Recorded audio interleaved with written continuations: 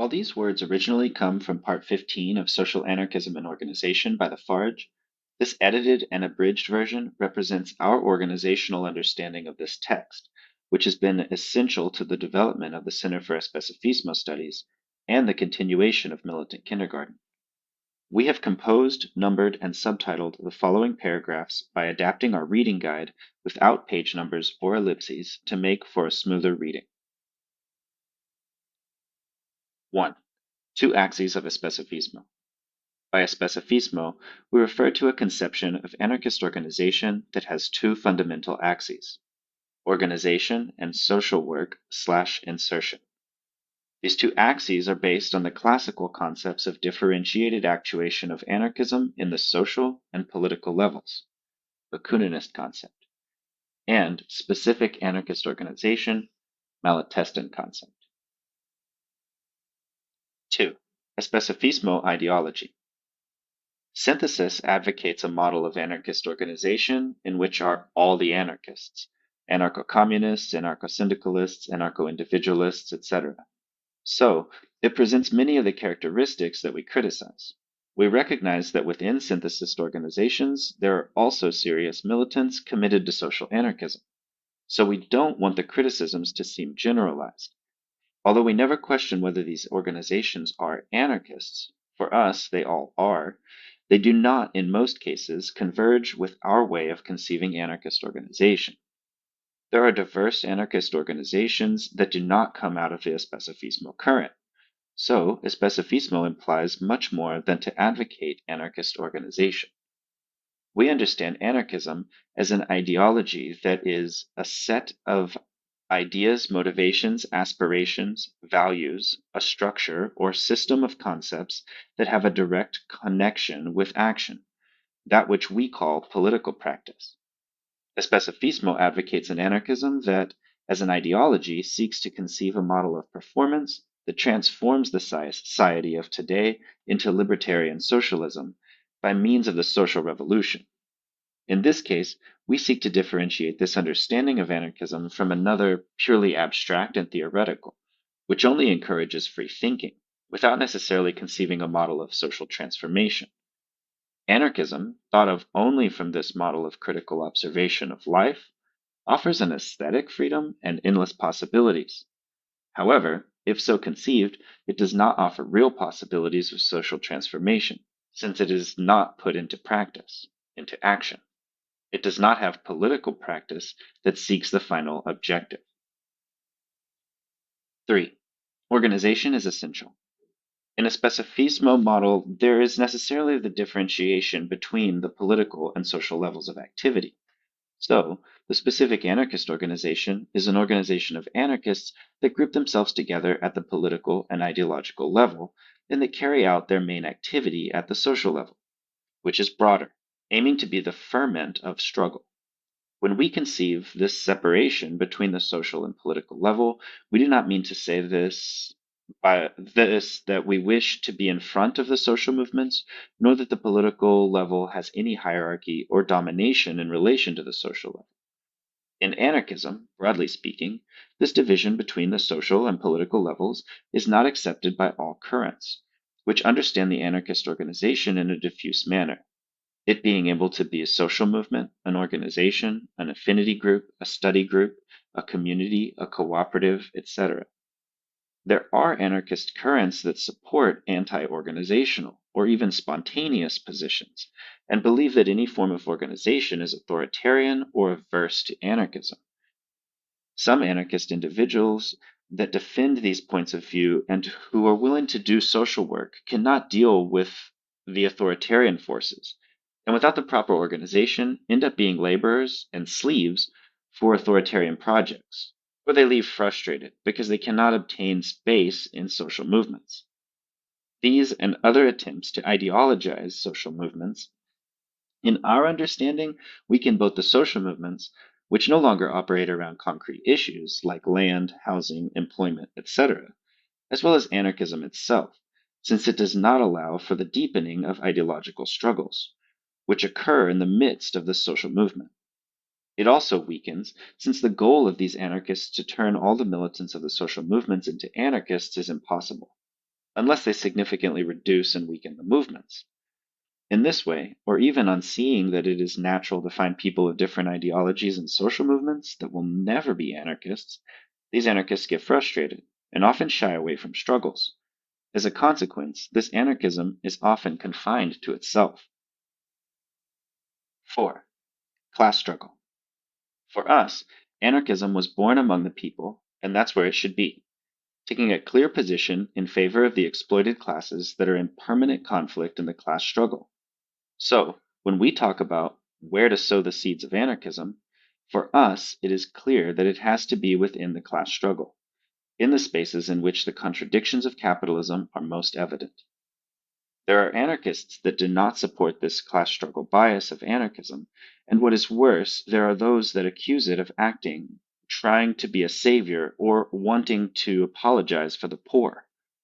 Denying the class struggle, most of these anarchists believe that as the classic definition of bourgeois and proletarian classes does not take today's society into account, then one could say that classes no longer exist, or that this would be an anachronistic concept. We fundamentally disagree with these positions and believe that regardless of how we define classes, whether we put more or less emphasis on the economic character, etc., it is undeniable that there are contexts and circumstances in which some people suffer more than others from the effects of capitalism. And it is in these contexts that these circumstances that we want to prioritize our work. When we seek to apply anarchism to the class struggle, we assert what we call social work, and which we defined earlier as the activity that the anarchist organization performs in the midst of the class struggle, causing anarchism to interact with the exploited classes. As we also said, for us, social work should be the main activity of the specific anarchist organization. We argue that through social work, the anarchist organization should seek social insertion, the process of influencing social movements through anarchist practice. 5. Sectarian anarchism. Some say that as members of society, they already have social insertion. Often they become sectarian. For anarchists who think that social work/insertion is not a priority, it seems that other activities would be more effective in the development of anarchism. However, it's often not stated. Besides, at least apparently, not having a strategic formulation, what happens in practice is that these anarchists seek to work with propaganda, very restricted to publications, events, and culture. Propaganda is also central for us, but it's not enough if done without the backing of social work and insertion. With this support, propaganda is much more effective. So, propaganda in Especifismo should be performed with these two biases, educational/cultural and struggle with social movements. 6. Bourgeois anarchists. Either they abandon the proposal for social transformation or form a group that fights for the people, not with the people, assuming the position of vanguard and not of active minority. They end up making of their anarchism a movement in itself, which is characterized by being essentially of the middle class and intellectuals, by not seeking contact with social and popular struggles, by not being in contact with people of different ideology. In most cases, they advocate spontaneity, since to come from the outside, to put anarchism within social movements, is authoritarian. According to them, ideas should arise spontaneously. They denounce discussion, persuasion, convincing, exchange, influence as external to social movements, and therefore authoritarian. 7. Practice to inform theory. As we explained, for us, anarchism should not be confined to itself, nor shy away from social movements and people of different ideologies.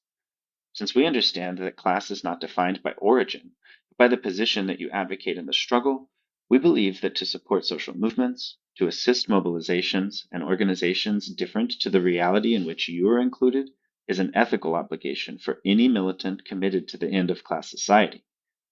Finally, we believe that social work brings necessary practice to anarchism, which has an immense contribution in the development of the theoretical and ideological line of organizations.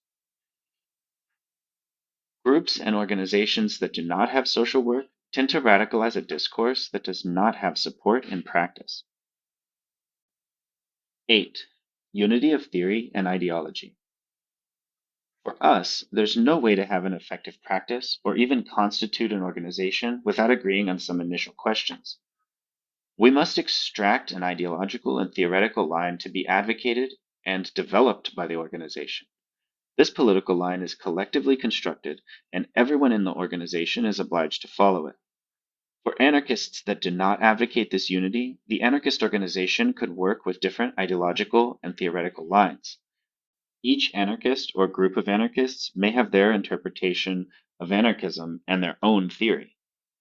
This is motive for various conflicts and splits in organizations with this conception. 9. Unity of strategy. We believe that lack of strategy disperses efforts, causing many of them to be lost.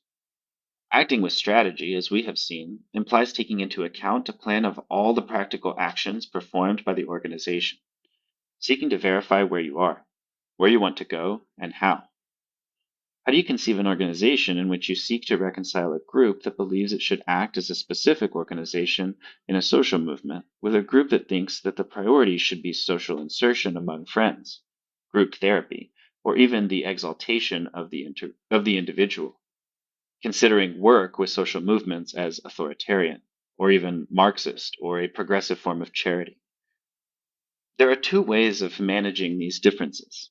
Either you discuss the issues and live between fights and stress, which consume a large part of the time, or you simply don't touch on the issues. Most organizations of this type opt for the second form. An Especifismo model implies that we have to do things that we don't like very much, or to cease doing some things that we like a lot. This is to ensure that the organization proceeds with strategy, everyone rowing the boat in the same direction. The priorities and responsibilities mean that everyone is not going to be able to do what passes through their head whenever they want. Each one will have an obligation to the organization to accomplish that which they undertook and that which was defined as a priority. 10. Decision making. We have in mind that the decision-making process is a means and not an end in itself. Seeking consensus at any cost and afraid of splitting, some organizations allow one or another person to have a disproportionate weight in decisions, only in order to achieve consensus. Other times, they spend hours on discussions of little importance only to seek consensus. Ideological and theoretical unity and strategic and tactical unity are attained through the collective decision-making process adopted by specific organizations, which is an attempt at consensus and, if not possible, the vote, the majority winning. As we've already emphasized, in this case, the whole organization adopts the winning decision. The obligation of everyone to follow the same path, which is a rule in Especifismo, is a commitment to that the organization has to its strategy. Because if every time a decision taken does not please some of the militants and this party refuses to perform the work, it will be impossible for the organization to move forward. 11.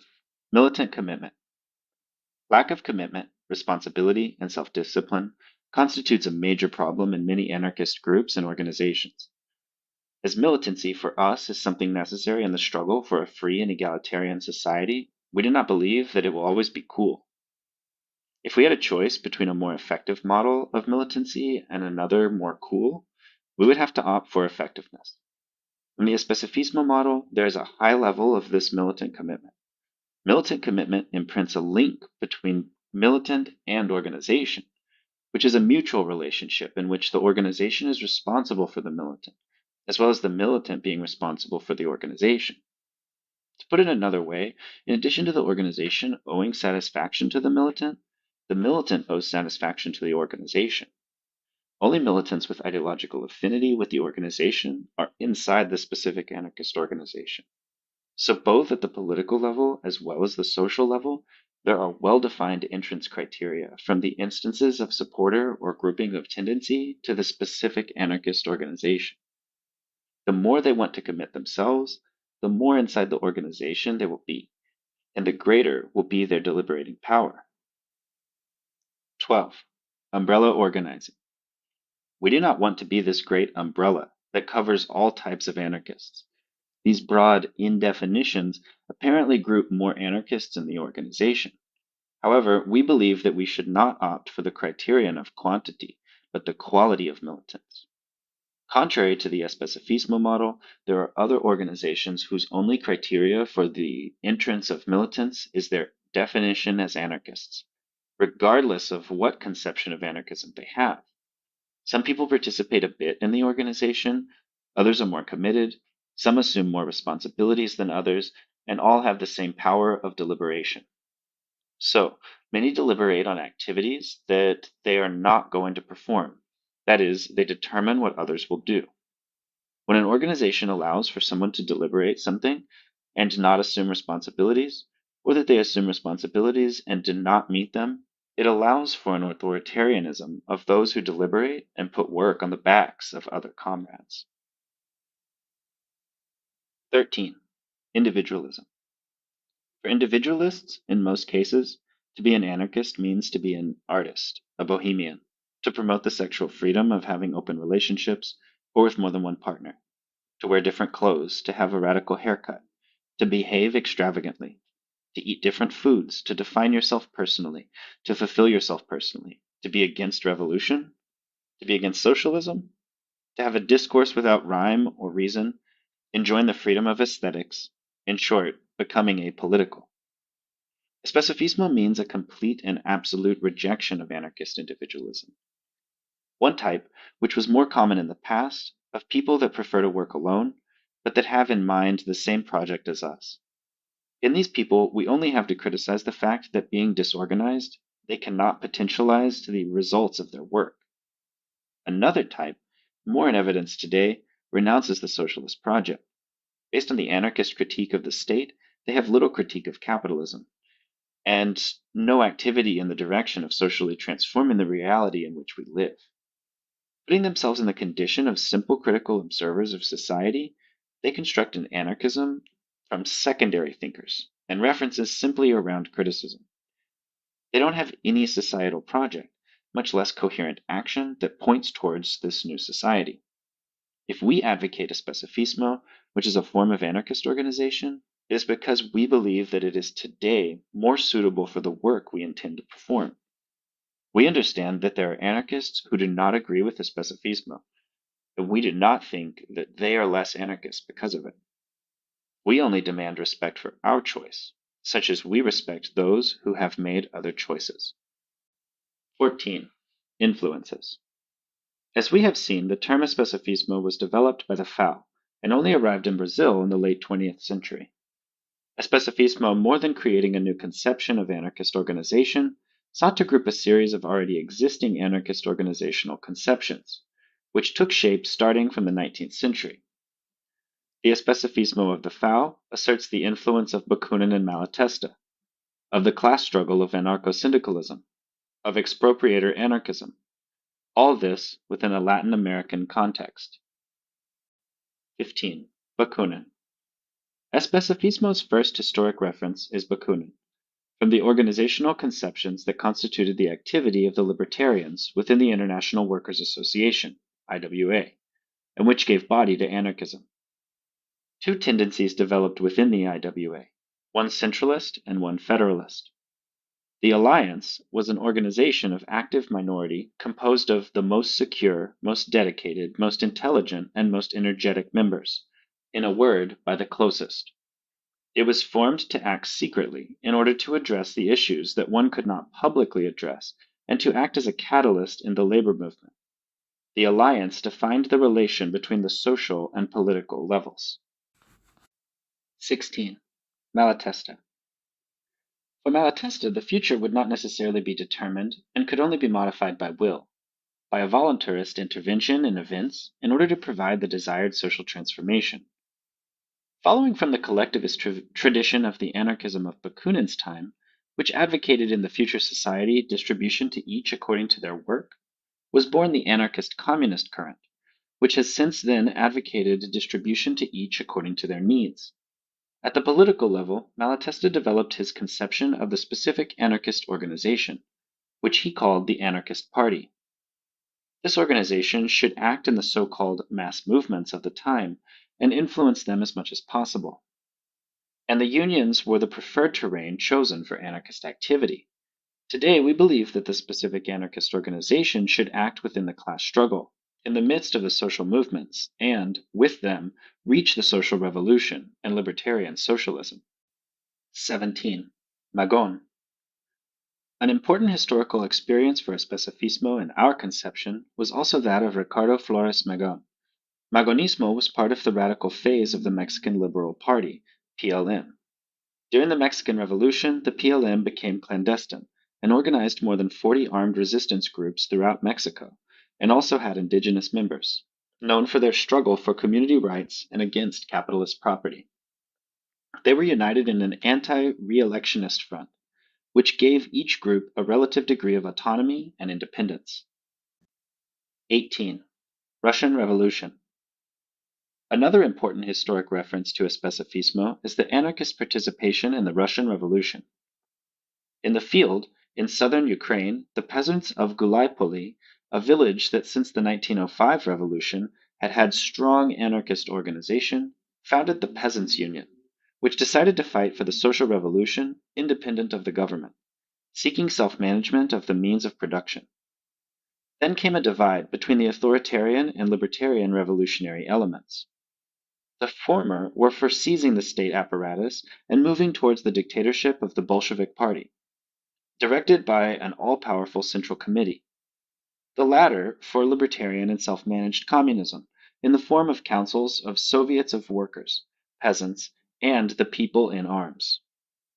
Progressively, the Bolsheviks began to deny, suppress, impede, and finally prohibit the spread of libertarian ideas and practices. They militarized labor, expelled elected leaders from the Soviets, forced the Soviets to submit to the central power of the party, and prohibited strikes. It was the end of the process of self-managed socialization in the Ukraine, repressively reversed by the Bolsheviks in favor of statist and totalitarian forms of organization and social control under a new ruling class. 19. The Platform. This document brought forward key insights about the importance of the involvement of anarchists in the class struggle, the need for a violent social revolution that overthrows capitalism and the state and establishes libertarian communism. There's also an important contribution on the question of the transition from capitalism to libertarian communism, and on the defense of the revolution. The platform advocates an anarchist organization at the political level that acts in the midst of social movements, a social level, and emphasizes the role of active minority of the anarchist organization. Moreover, it makes important contributions to the model of organization of the political level of the anarchists. During the Russian Revolution, the anarchists sinned by omission on the matter of organization. For us, the platform both draws from these authors, Bakunin and Malatesta, and brings new contributions. So, it should be considered as a contribution to Especifismo, but not the most important contribution. It's more a contribution to the discussion of anarchist military action than a document to discuss anarchist organization in all different contexts. 20. Spanish Revolution. As with the Russian Revolution, we also consider the Spanish Revolution of 1936 a reference. During those years, a social revolution was effectively carried out. A revolution under fire that wanted to reach all sectors, from unjust economic structures to the daily life of the population, from the decrepit notions of hierarchy to the historic inequalities between men and women.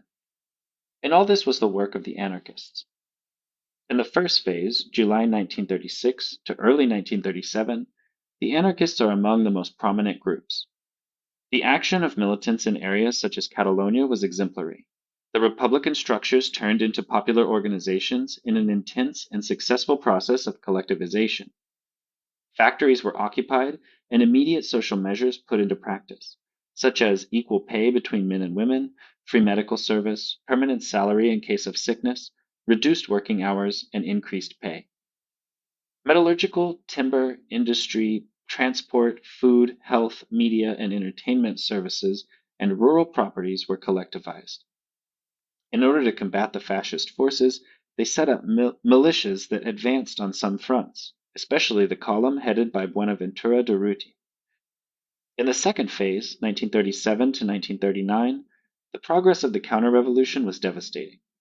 The advances made by the CNT-FAI were destroyed by those who sought to re-establish the foundations of the state, moderate sectors of the Republic, communists, and socialists. The communists began to gain key positions in the government. The anarchists had to give in once more to unfavorable circumstances. Some members of the CNT ended up participating in the government. 21. Brazil. We understand that from the earliest years of the 20th century, anarchists in Brazil linked to organizationalism, in particular followers of Malatesta, struggled to organize comrades to form an organization with common strategies and tactics, based on tactical agreements and clear group understanding. These anarchists prepared the conditions that allowed for the full insertion of anarchists in the unions and in social life, with the formation of schools and theater groups, in addition to a significant written production. 22. FAO. A Latin influence on Especifismo that we advocate is the Uruguayan Anarchist Federation, Federación Anarquista Uruguaya.